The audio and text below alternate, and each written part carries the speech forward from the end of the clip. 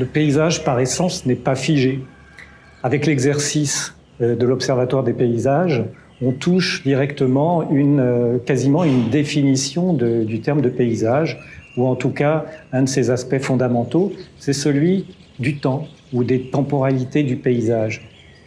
Dans la première, on peut dire que le paysage procède par assemblage d'éléments les uns avec les autres en fonction des époques traversées et des usages qui sont liés aux époques. Je prends un exemple.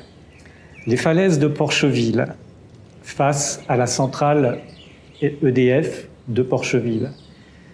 Tout le monde a en tête ce paysage vu depuis l'autoroute A13 lorsqu'on va en Normandie, ces grandes falaises devant la Seine face à la centrale EDF de Porcheville.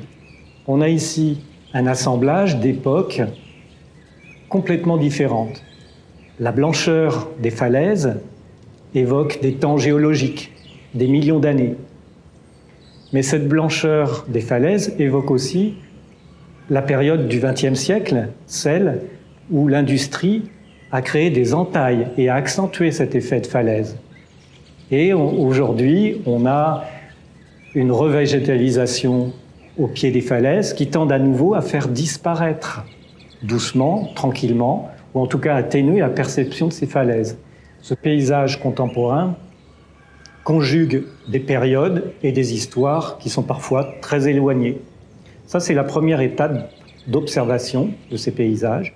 Le deuxième point que permet d'aborder l'Observatoire des paysages est celui de la concordance ou de la différence qui peut exister entre le paysage réel tel qu'il nous apparaît aujourd'hui et celui qu'on se représente dans notre imaginaire, celui qu'on a retenu.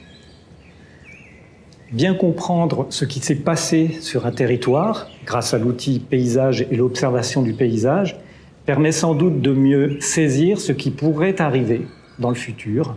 C'est la part de prospective qui est à saisir dans cet exercice et qui va être très utile pour les preneurs de décision sur ces mêmes territoires.